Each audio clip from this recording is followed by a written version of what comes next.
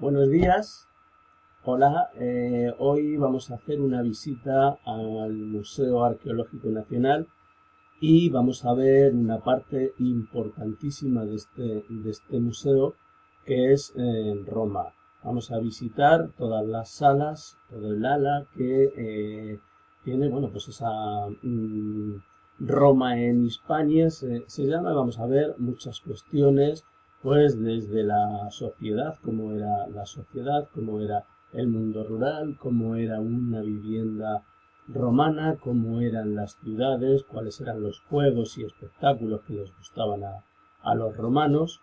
Y bueno, en resumidas cuentas, vamos a intentar hacernos una idea de cómo vivieron los romanos en España, ya que Hispania fue una provincia importante del mundo romano y fueron romanizados desde el principio, poco a poco. Es verdad que bastante poco a poco, mucho más rápido. Los habitantes de las costas, de la costa del este y sur de Andalucía, fueron los primeros romanizados porque estaban acostumbrados al comercio y a una relación, pues habían tenido relación con los fenicios, habían tenido relación con los griegos, habían tenido relación con los cartagineses, y finalmente Roma tampoco debió de imponerse por la fuerza en estos lugares. Eso sí, luego ya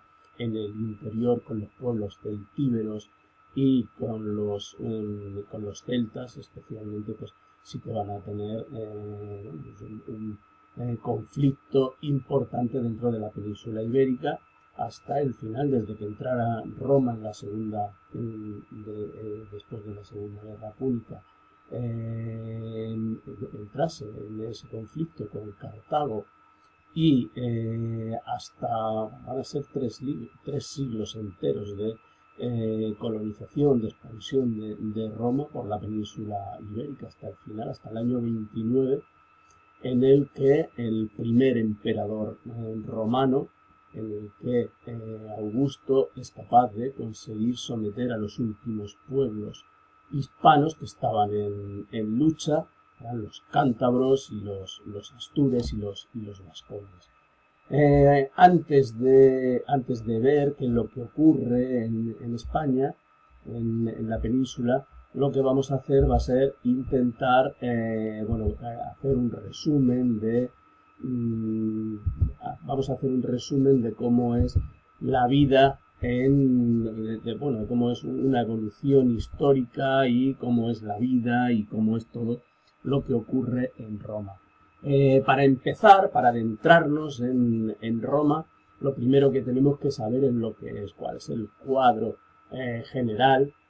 Esto lo estaríamos haciendo justo antes de entrar en la visita virtual que vamos a entrar ahora después, y que nos muestra la página. Vamos a hacer eso, un cuadro general de qué es Roma, porque hablamos de Roma, algunos creen que siempre fue un imperio. No, Roma se dividió, o su historia es una historia aparte de una pequeña aldea de la región del Lacio, en el centro de Italia, a orillas del río Tíber. Su historia parte del año 753 antes de Cristo, y era un lugar en el que vivían pueblos más o menos sedentarios alrededor de estas siete colinas que estaban en esta región del Lacio. Pues se unieron o intentaron hacer una entidad mayor de su pueblo, y este sería el origen directamente de lo que sería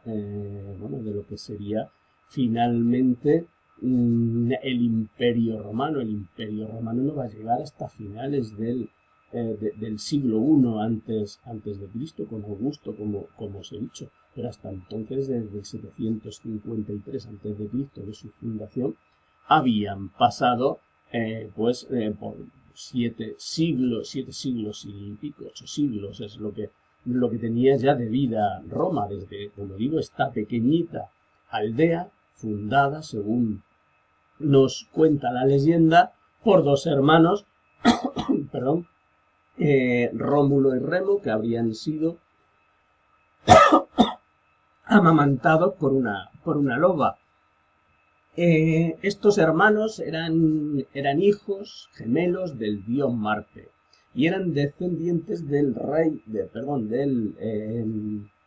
eran herederos de Eneas, era el héroe que había luchado en la guerra de Troya. Al parecer, Rómulo temía que su hermano Remo, esto es lo que dice la leyenda, temía que su hermano le quitara el trono, pues hizo o lo asesinó. Ellos mismos habían sido abandonados a su suerte en una cesta en el río Tíber. Estos son historias que son muy recurrentes dentro del mundo antiguo. Conocemos algunas más de la Biblia, así parecido a esto. La corriente, los llevaría río abajo y, finalmente serían amamantados por esa loba y Rómulo acabaría matando a su hermano y sería el fundador de la ciudad, sería el primer rey de Roma. La primera forma política que va a tener va a ser la monarquía. Va a estar dominada por unos reyes. Estos reyes o esta monarquía va a durar hasta el año 509 a.C., en el que este último rey, Tarquinio el Soberbio, que habría sido etrusco, formaría parte de una dinastía de reyes etruscos. Los etruscos eran una civilización que estaba al norte del Lacio y que estaba más avanzada que Roma y habrían sido precisamente quienes se hubiesen hecho con el poder en estos últimos años de la monarquía. Los tres últimos reyes habrían sido precisamente etruscos. Este último habría sido un rey extremadamente violento y había sido absolutamente totalitario con el pueblo de Roma, y el pueblo de Roma se rebelaría contra él y acabaría expulsándolo. Dentro de esta forma inicial de organizar Roma, había sido la monarquía. A partir de expulsar a su rey, para que veamos, vamos a tener una forma de gobierno llamada república. Dentro del periodo republicano en Roma va a ir desde este año 509, en el que se expulsa a Tarquinio el Soberbio, último de los reyes de la monarquía romana, hasta el año 27, en el que se funda, en el que aparece el imperio, en el que Augusto forma el imperio romano. A partir del 27 hasta la caída en el 476 después de Cristo ya, será la etapa imperial. Dentro de esta parte de monarquía, de república, el imperio romano, la monarquía Roma, me estoy haciendo un lío, perdón. La república, estamos en la parte republicana. A partir de este momento lo que más trascendencia va a tener va a ser el Senado. El Senado, donde están representados precisamente son los representantes del pueblo. Lo que pasa es que dentro de esta república hay dos clases sociales. Unas son los patricios y otras son los plebeyos. Los patricios son los ciudadanos ricos, los grandes propietarios de las tierras, y los plebeyos pues son quienes las trabajan, son las clases más humildes. Van a estar enfrentados durante todo este periodo republicano porque los plebeyos no tienen acceso al poder, además de no tener medios económicos, tampoco tienen acceso a los poderes, al poder político. Y además las leyes, la legislación les tratan de forma diferente a los patricios y a los plebeyos. No pueden tener matrimonios entre ellos. En cualquier caso se trata eso de dos clases, una privilegiada y otra no privilegiada. Va a haber luchas durante todo este periodo. Ahora después hablo de esas luchas que se van a llevar a cabo en este periodo. Cuando los romanos llegan a Hispania en el siglo III es precisamente cuando se están dando estas luchas, cuando aparece una cosa que son las leyes de las 12 tablas, en las que ya se les van a dar una serie de privilegios, una serie de ventajas, una igualdad jurídica a los plebeyos con respecto a los nobles y a los patricios. Dentro del Senado tenemos a estos dirigentes, que son los ciudadanos más poderosos y más ricos, son quienes forman parte de este Senado romano.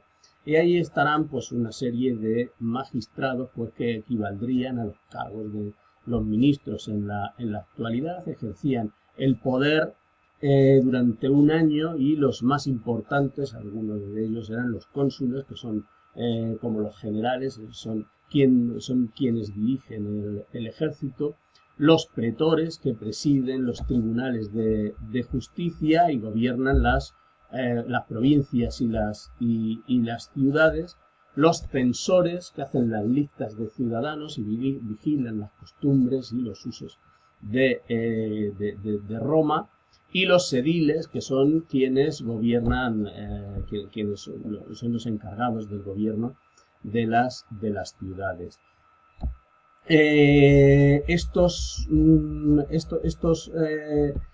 grupos, como digo, eran los privilegiados. Antes hablaba de esas dos clases sociales, los patricios y los plebeyos. Así es como está dividida la sociedad, y lo vamos a ver en Hispania exactamente igual.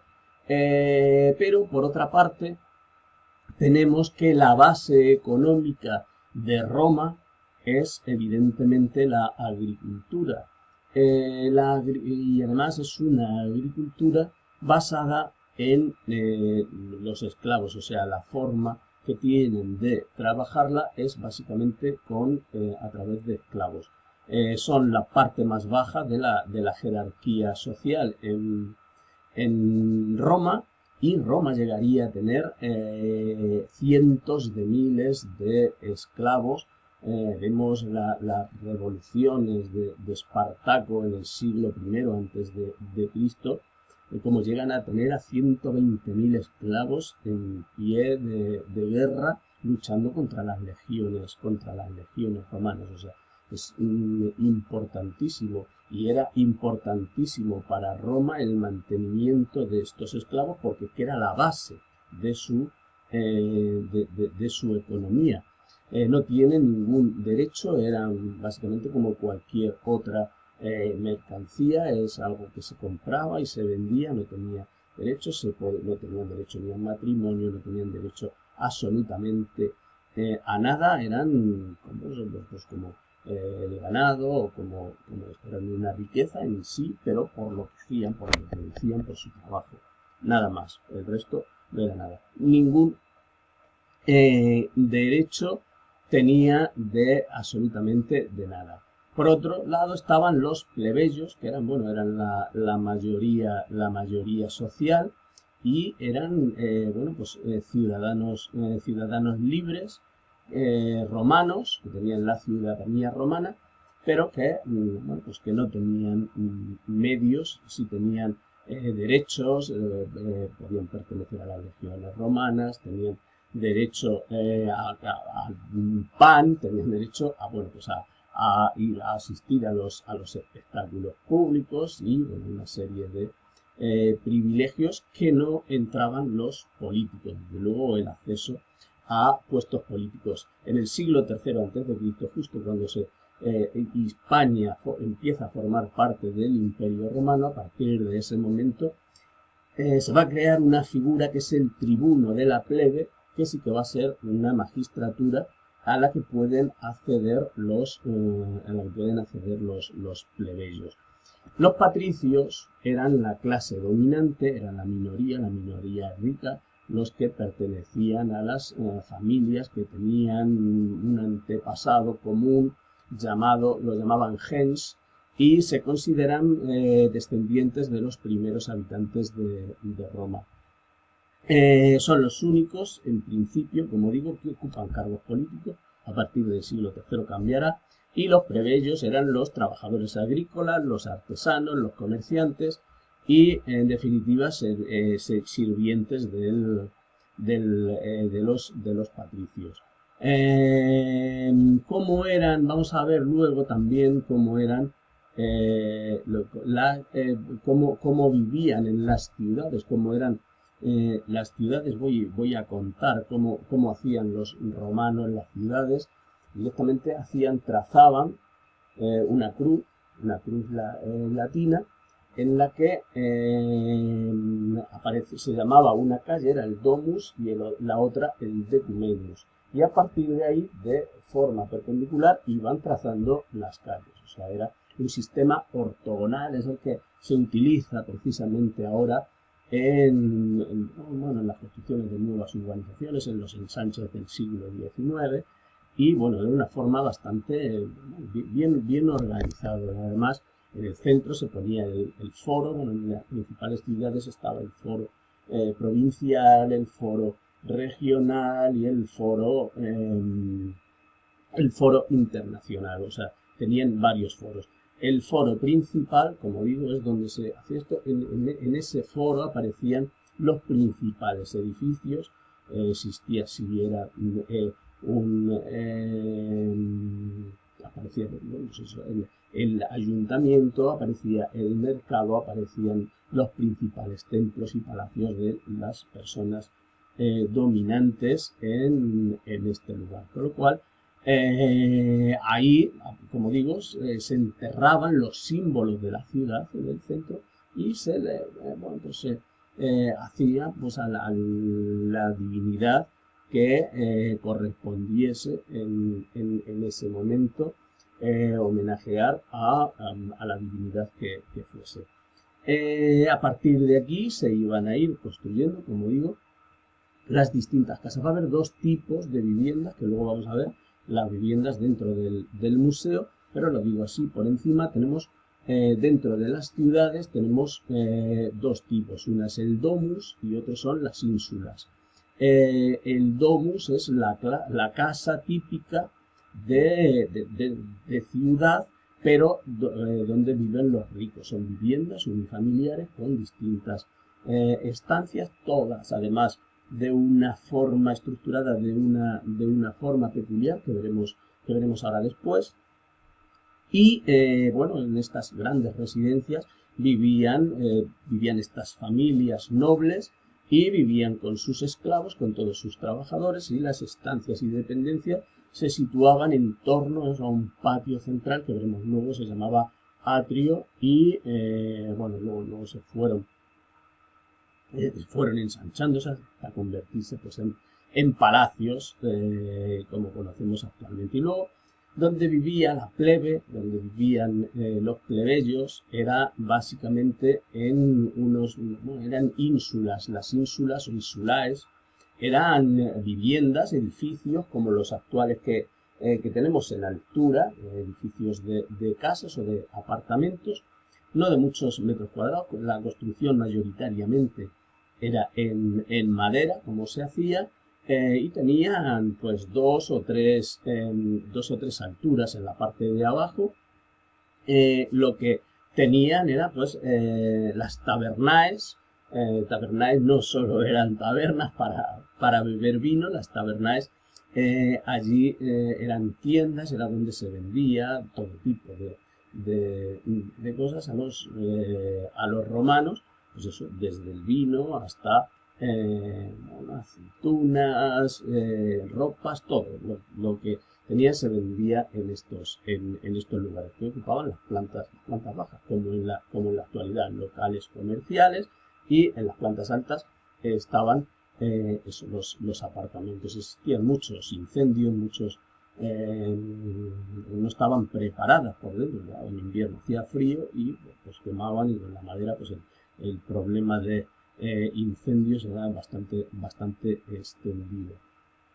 Luego en el campo también tenían otro tipo de viviendas que se llamaban villas, y que será o aparecerán en época bajo imperial a partir del siglo II, especialmente a partir del siglo II, siglo III, cuando empieza a decaer Roma, cuando empieza a decaer el imperio romano, y estos ricos, estos patricios, van a emigrar al campo para defender sus intereses económicos, y van a vivir también en estas villas. También las utilizaban previamente como actualmente doble o segunda residencia de lujo, de ultralujo, y desde allí controlan además sus latifundios, porque son explotaciones agrarias lo que tienen realmente, trabajadas por miles y miles de esclavos y también de plebeyos.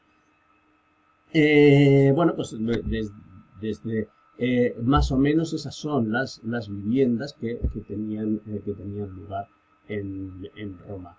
Tenemos, os he comentado, esta diferencia social va a tener va a tener enfrentamientos importantes gracias a esas desigualdades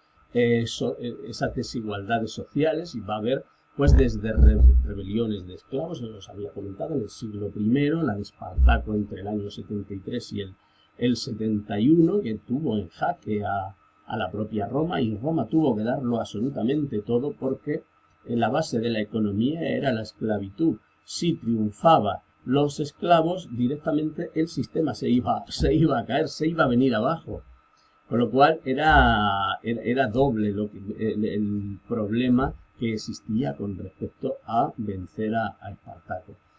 Hubo anteriormente, os había dicho, durante el siglo III, siglo II, hubo rebeliones de plebeyos en los que se llegó, los plebeyos consiguieron algunos derechos, como precisamente es el conseguir tener un magistrado que se llamaba tribuno de la plebe, y una nueva legislación que eran las leyes de las 12 tablas, que les igualaban teóricamente a los patricios. Fueron guerras civiles las que se declararon importantes, o las que tuvieron lugar entre estas dos clases sociales, para finalmente, bueno, pues conseguir esos derechos de las clases plebeyas.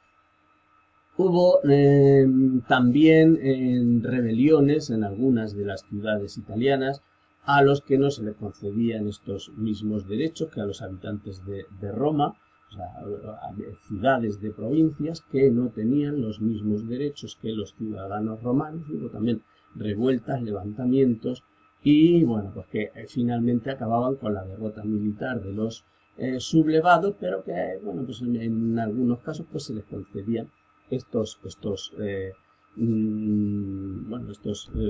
nuevos derechos. Y finalmente, durante el siglo I hubo guerras civiles reales, en la que los patricios se habían dividido en dos facciones. Estos son guerras básicamente de los patricios de la clase dominante de Roma, eran los populares y los optimates. Estalló una guerra entre ambos bandos, ganaron los que estaban dirigidos por Sila, a los populares que estaban dirigidos por Mario. Este fue el principio. Después se volvería a recuperar el poder con Julio César, irían cambiando estos dos, podemos llamar, partidos. La última forma de gobernar durante el siglo I antes de Cristo se probaron varias fórmulas. El Senado fue perdiendo peso y poder con respecto a estos grandes generales que además ya se enfrentaban básicamente en estas guerras civiles. Se probaron con sistemas de triunviratos que dominaban estos generales hasta finalmente llegar al momento del imperio en el que ya Augusto sí que va a imponerse y va a imponer su primera dinastía, que es la de los Julio-Claudios.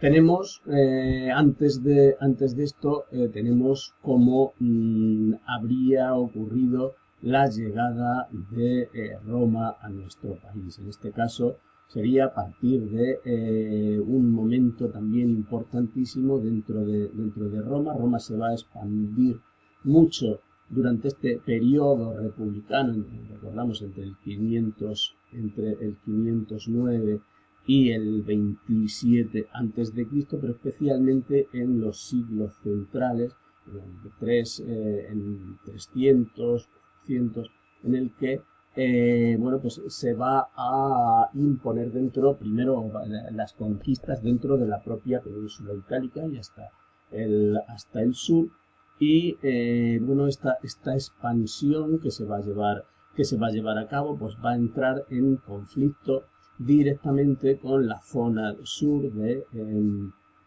Italia. En la zona, tendría que ver con la destrucción de algunas ciudades del sur de Italia que pertenecían a la Magna Grecia, esa Grecia que había emigrado o había conquistado tierras a lo largo del Mediterráneo, y esa expansión va a entrar pues en contradicción o confrontación más bien con la expansión romana. Y así va a iniciarse esta primera guerra púnica. Va a haber 3 guerras púnicas. En la segunda es cuando entra Hispania en acción, que es a partir del año 218, en pleno siglo III, cuando llegan a la península ibérica, sometido precisamente por Cartago, que Cartago pretende entrar, o no pretende entrar, ante el pago de haber perdido en la primera guerra púnica. La imposición que se le hace de pago pretende sacarla de la península ibérica, y se va a implantar en la península, y van a fundar algunas ciudades como Cartago Nova, por ejemplo, y se van a expandir por la península ibérica. Esto Roma lo va a ver como una amenaza y van a iniciar esta guerra, además por una tontería, habían firmado un pacto de hermandad de ciudades con la ciudad de Sagunto, y Sagunto había sido invadida por Cartago, y además se había cruzado el río Ebro, que en teoría era la línea que dividía el poder de influencia de Roma y de Cartago. Esta fue la excusa, se inició esta guerra, y ese fue el inicio de la llegada de Roma a Hispania en el año 218. A partir de este 218, luego va a haber una tercera guerra púnica, en la que finalmente Cartago es destruida completamente. Sería en el siglo II, entre el 149 y el 146 antes de Cristo. Al llegar a Hispania, pues ya se va a iniciarse esa conquista que comentaba antes. Tenemos por otra parte otra cosa que vamos a ver dentro del vídeo del museo. Vamos a ver algunos aspectos relacionados con las milicias. El servicio militar afectaba a todos los ciudadanos con propiedades y era obligatorio. Hubo muchas reformas y Mario sería el que finalmente en el siglo I a.C.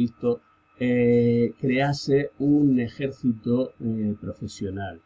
En el anterior, en el que eran reclutados ciudadanos romanos, solo podían ser ciudadanos romanos, eran armados como las legiones y bueno, luego existían otras cosas que eran tropas auxiliares, porque no llevaban ni la vestimenta, no estaban ni las mismas armas, ni nada igual, no se les pagaba igual.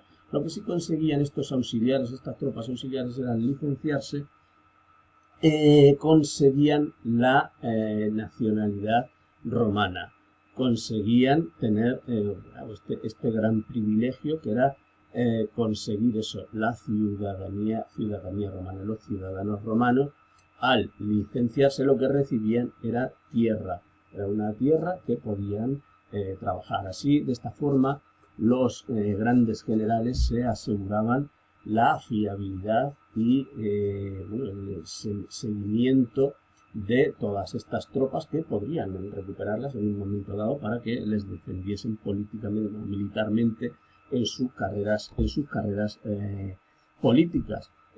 A los soldados se les pagaba un sueldo, evidentemente, durante todo el tiempo que servían, y el ejército romano fue muy importante, se componía de legiones y inventaron unas técnicas de ataque importantísimas. La más conocida quizás sea la de la tortuga, esa formación que caminaba cerrada con los escudos y que era para protegerse de las flechas o de las lanzas enemigas, y que ellos iban con las suyas, con sus propias lanzas, avanzando para atacar. Fue muy importante para la infantería esta forma de ataque. Como digo, finalmente tenemos el imperio con Octavio Augusto. Además es el periodo de máxima expansión, es el periodo durante el siglo I de máxima riqueza, de tocar, bueno, pues de haber llegado esta dinastía, la primera que digo, la Julio-Claudia. Es la de Claudio, es la de Nerón, es una dinastía en la que estuvieron pues estos grandes emperadores, que fueron constructores además durante el siglo I, II se generaliza el uso de la moneda, se moderniza tantísimo, llega el crecimiento de las ciudades, aunque la base fuese la economía, pero las ciudades van a crecer muchísimo. Vamos a tener en cuenta que Roma, la ciudad de Roma, es la capital del imperio, también es cierto, pero va a llegar a tener 1 millón de habitantes.